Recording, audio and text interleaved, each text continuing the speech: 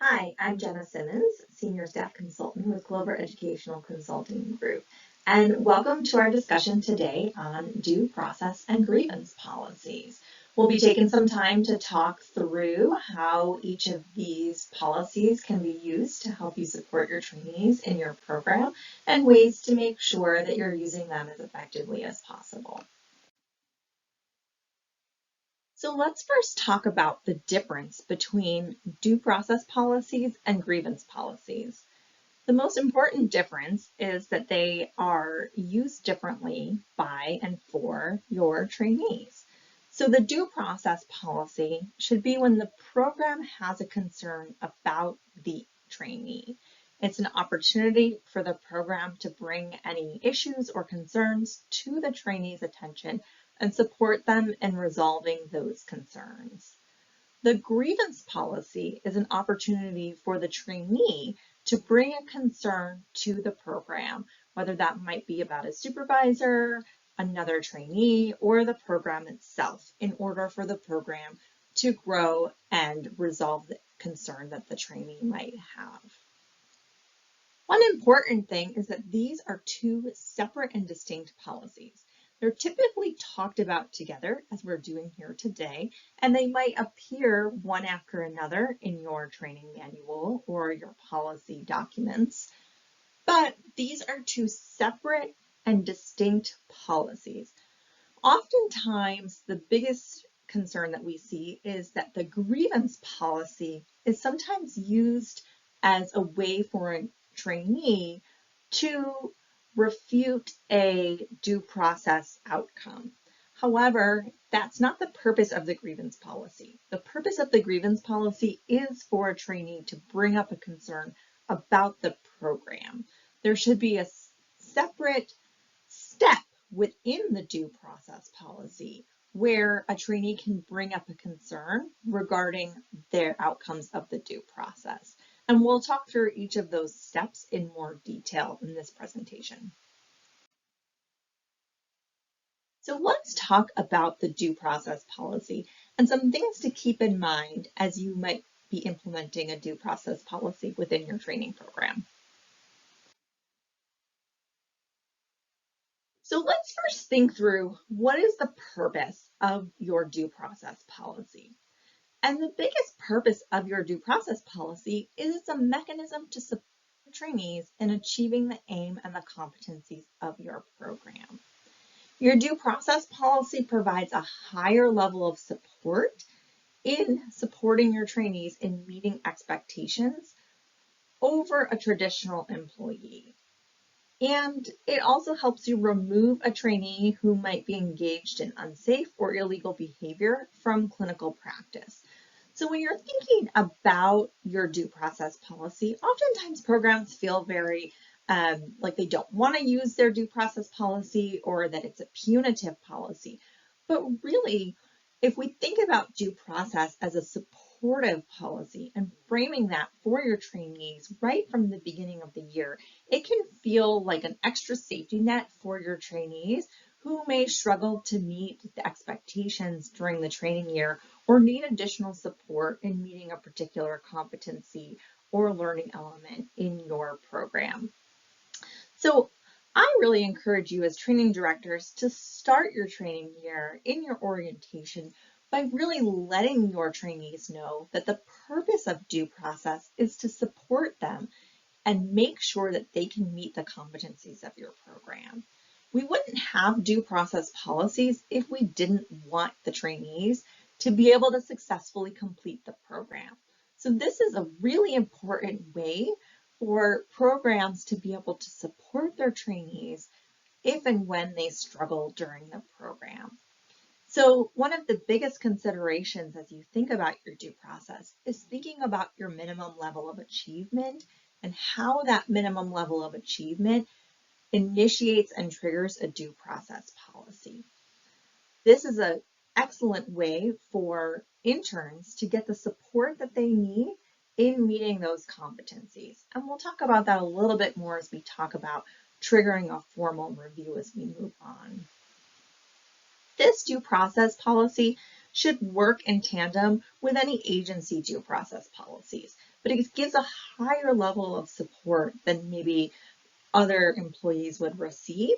So it really does give those interns, postdocs, practicum students, whatever training program that you're running, an extra layer of support in making sure that they are not immediately subjected to the agency level due process if they weren't meeting the standards. So let's talk through some of the steps of a due process.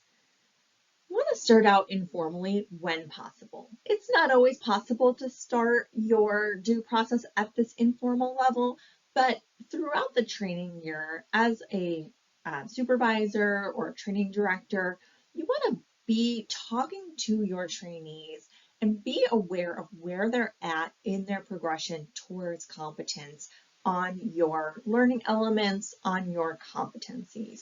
And so if you as a program or you as a supervisor notice that a trainee is struggling to meet the expectations, noticing it early, discussing it with them earlier is a helpful and important step in your due process. This could help you avoid initiating a more formal due process procedures, and it helps bring the concern directly to the trainee as soon as it's being identified. So if you have a two supervisor evaluation points during the year, they're not hearing in January for the first time that they are not going to meet competence in a particular learning element as that evaluation time period approaches. So really talking through what's the issue and how can we support that trainee in resolving the issue. And you could implement several options to support them in resolving the concern. Maybe supervision is increased throughout the week. Maybe there's additional trainings or readings that you ask the intern to participate in. But whoever raises that initial concern should continue to follow through with that trainee and make sure that they're meeting the competence.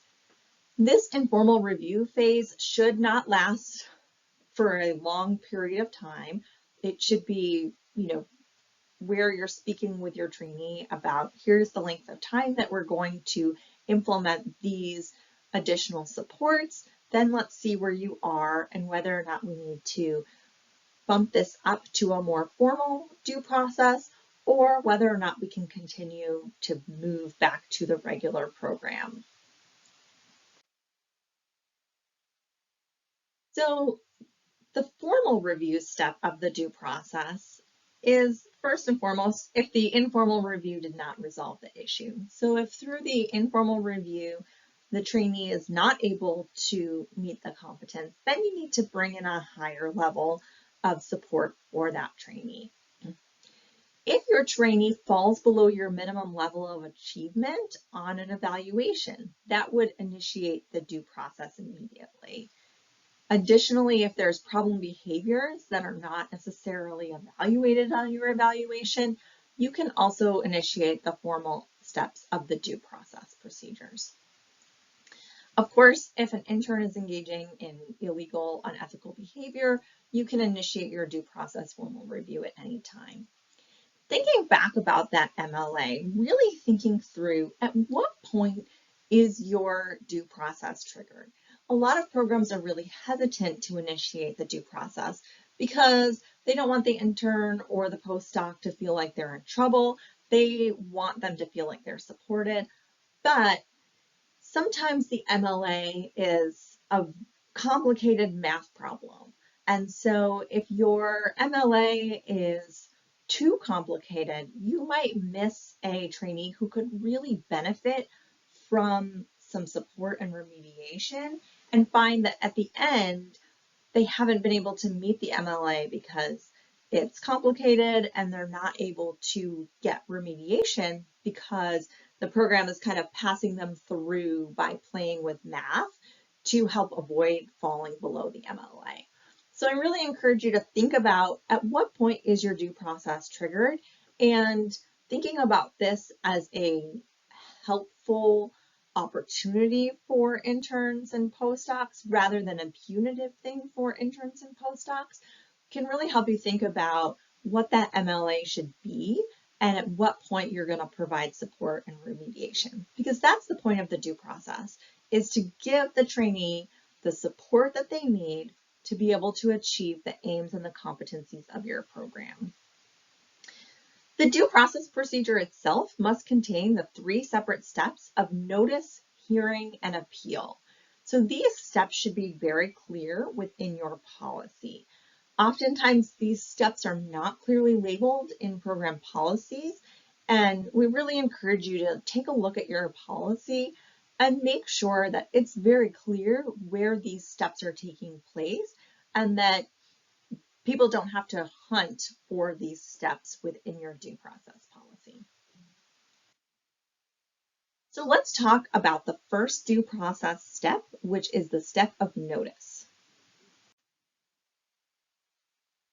So the notice step is exactly like it sounds. The trainee should be notified that a formal due process has been initiated and that a hearing will be held. Sometimes due process policies appear to not notify the trainee until a remediation plan has been put into place. However, that's too far into the process, and the trainee has lost a lot of opportunity to understand and have a voice in what's going on.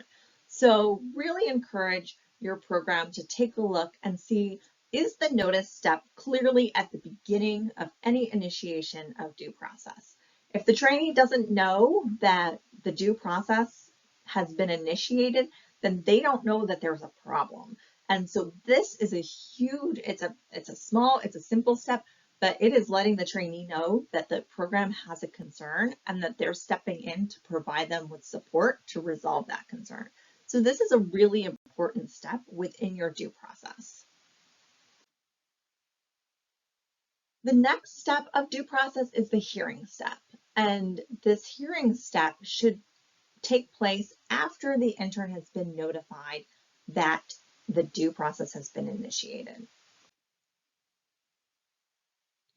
So during the hearing step, the training director and supervisor are going to hold a hearing within a certain number of days of the notice being issued.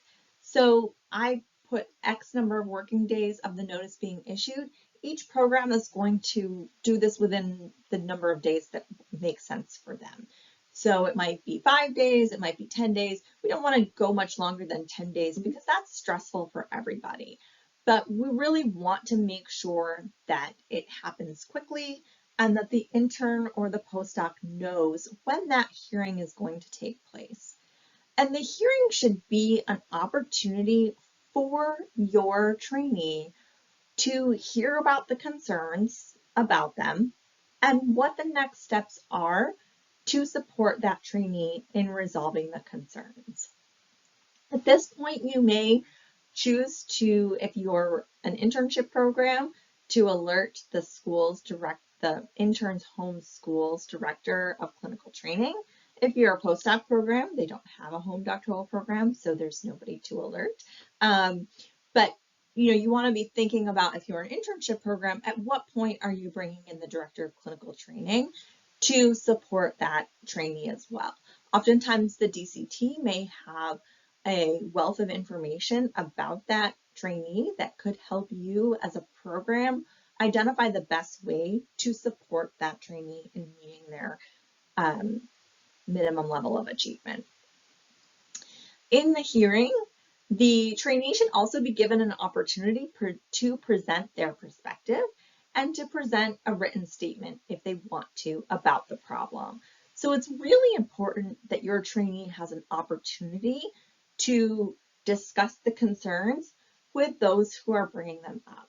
And so you want to make sure that this hearing step is taking place right after the trainee has been notified of the problem. Sometimes the hearing step takes place in a strange place and it's too late for the trainee to talk through what the concerns are and to have a voice in what the best way to help them remediate the issue would be. So this is a really important opportunity for everyone to discuss how to best support your trainee in resolving the concerns. So the next steps in a due process, what are the outcomes of the hearing? And let's talk through what some possible outcomes may be. So we want to also give the trainee a time frame about when they can expect the outcome of the hearing. So again, 5 to 10 days. We want to make sure they get that within a reasonable amount of time and a reasonable amount of time for you as a program to be able to discuss and develop that training plan. So really thinking about what's best for your program, what's best for your trainees. There's a variety of outcomes. Here's a few samples on the slide here, but you can think through for your program, what are those possible outcomes? You may give an acknowledgement notice. Perhaps the issue is not a big enough concern to warrant a full remediation plan or suspension or termination, but it was an opportunity to discuss through what the issue is and to discuss through if there's anything different that needs to be happening to support that trainee. So that might be the end of it. Everybody's talked about it, and that acknowledgement notice is issued, and everybody moves on. Other could be that there may be a remediation plan put into place or a suspension plan. And again, for your program, you can think about what do those mean, but regardless, any kind of remediation plan or suspension plan should contain the specific details about the problematic behavior and specific actions to support the remediation of the problem. There should also be a time frame for remediation. This should not be a plan that goes on indefinitely. It should be that we're checking back in after 4 weeks, or we're checking back in after 2 weeks to really see, is this plan appropriate to support the trainee in meeting the competencies? If it's not, we want to know right away so that we can update or change the plan to make sure it's doing what we intend it to do. And lastly, we want to know, how are we going to know if the issue is resolved?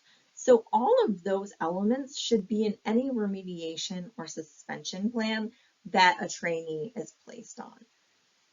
A final outcome would be termination. And so if a trainee has engaged in perhaps illegal or unethical behavior, you may be going right to termination. If that's not the case, and the program thinks that remediation is possible, you may go through your due process multiple times, talking through remediation, using that remediation plan, perhaps then going to a suspension plan, using that suspension plan, and then ultimately ending up at termination for competency issues. But it's often important to give that trainee the opportunity to see if they can build that competence to successfully complete the program. Unfortunately, that's not possible for all interns that go through the due process policy, but we hope that it is, which is why we have this policy in place. The final step to due process is the appeal step. The appeal step is an opportunity for a trainee to be able to challenge any decision made at any step in the due process. The trainee should be given a time frame in which they need to submit their appeal to the training director. So this should happen quickly. We shouldn't have a remediation plan put in place and then 1 month later, the trainee submits an appeal. We want them to do it quickly so that everybody knows kind of what people are thinking about this remediation plan. One of the most important components of the appeal step is that the appeal should extend at least 1 step beyond the training director. And so some programs might choose to do this right away, that when the review panel is convened, there is a faculty member who is 1 step beyond the training director, or an administrator 1 step beyond the training director, who is leading that appeals review panel. Some programs choose to have the appeal start with a training director and 1 or 2 other faculty members to review that appeal and to review the decision-making process of the due process. And then if the trainee is still unsatisfied with the outcome, then it moves one step beyond the training director. But either way, that's an important component here for the programs to keep in mind, is identifying who that person is and, importantly, discussing it with that person so that they're prepared in the event that an appeal comes to their office.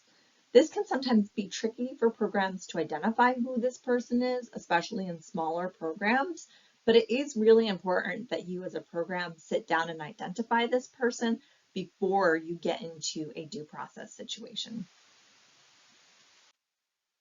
Let's talk about grievances. So let's first think through what is the purpose of a grievance. And a grievance allows the trainee to raise a concern about a supervisor or other faculty member, another trainee, or any aspect of the internship or training program. This provides trainees support at the program level to resolve issues related directly to the internship or postdoctoral program. So this gives them an opportunity to try to resolve whatever the concern is directly with the program rather than needing to go to a larger HR office or administrator.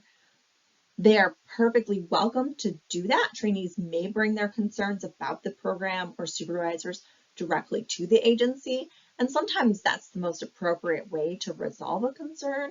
However, having this grievance process at your training program level does give them an extra layer of support to try to resolve issues directly with the program.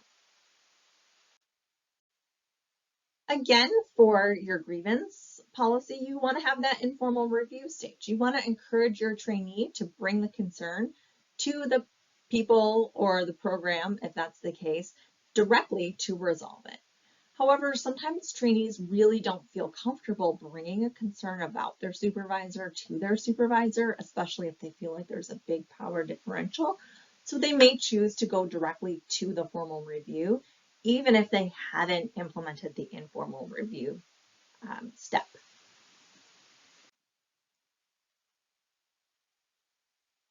So you may go directly to the formal review, and at this point, the trainee should submit their formal grievance in writing to the training director or another supervisor if appropriate. So if the grievance is about the training director, then they don't need to submit it directly to the training director. They can submit it to a different supervisor when appropriate. Next, the training director, the person who's the subject of the grievance, and the intern should all meet together. Again, you want to assign a short number of working days for everybody to come together and develop a plan of action and a time frame to report back regarding the resolution. So we want this plan of action to be really concrete, to identify the specific issues, to identify specific ways that we think might help resolve the issue, and identify a specific time frame that we're all going to come back together and see how it's going. If that plan fails, then you want to have a larger review panel. You want to meet together, you want to discuss another plan of action, and at this point, this review panel will have the final discretion on developing that plan of action. However, if the review panel can't resolve the issue or it's not appropriate for the training program to resolve the issue, it should be turned over to the agency level human resources department.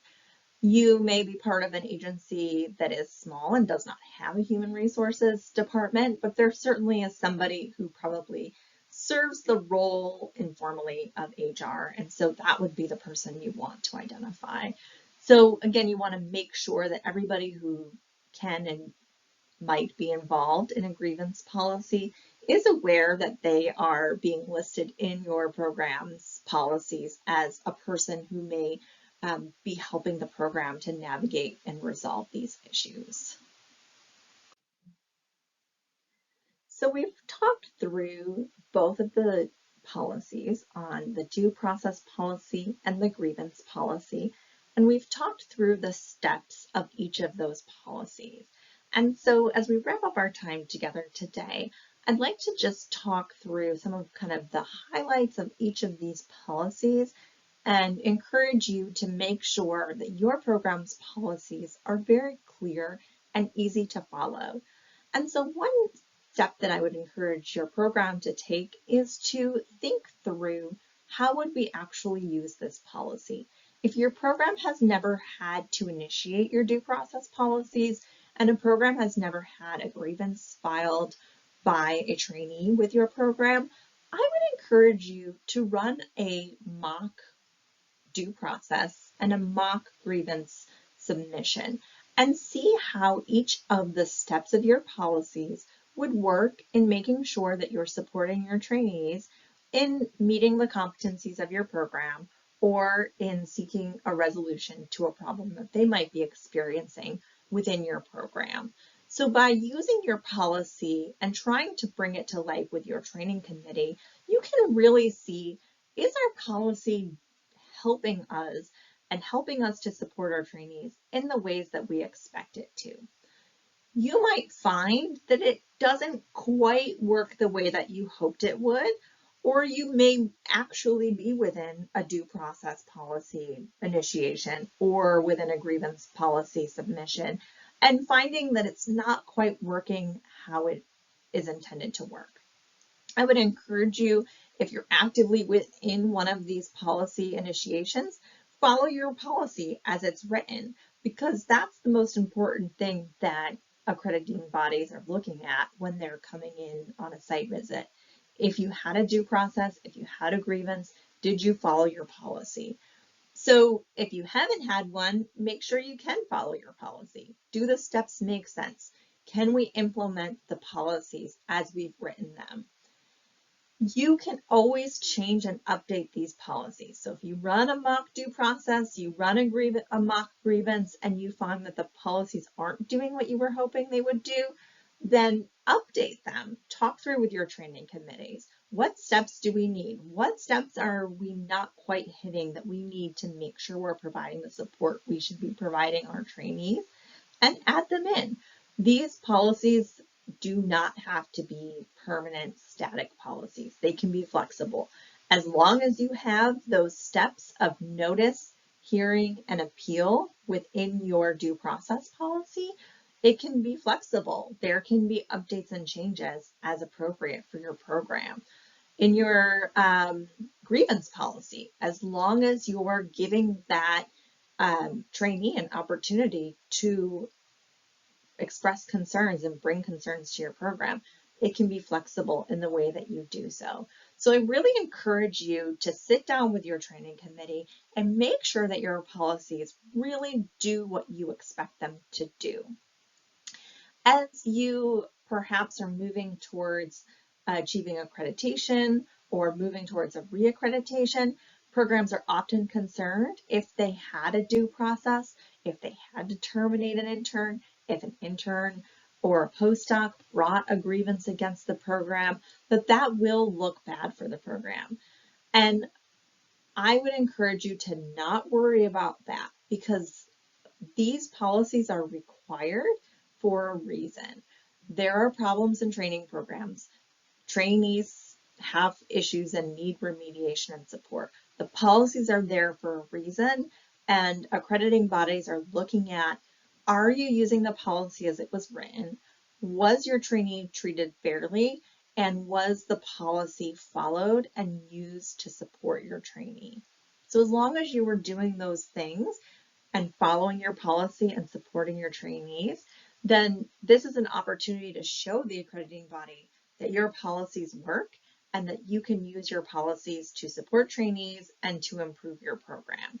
So if you have had to initiate those policies, don't let that be a concern for your program going into an accreditation cycle. Let that be an opportunity for you to show that your program is supporting your trainees and providing them the support that they need to be successful in your program.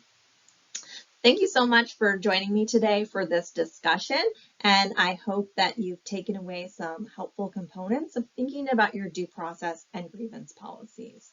Thank you so much.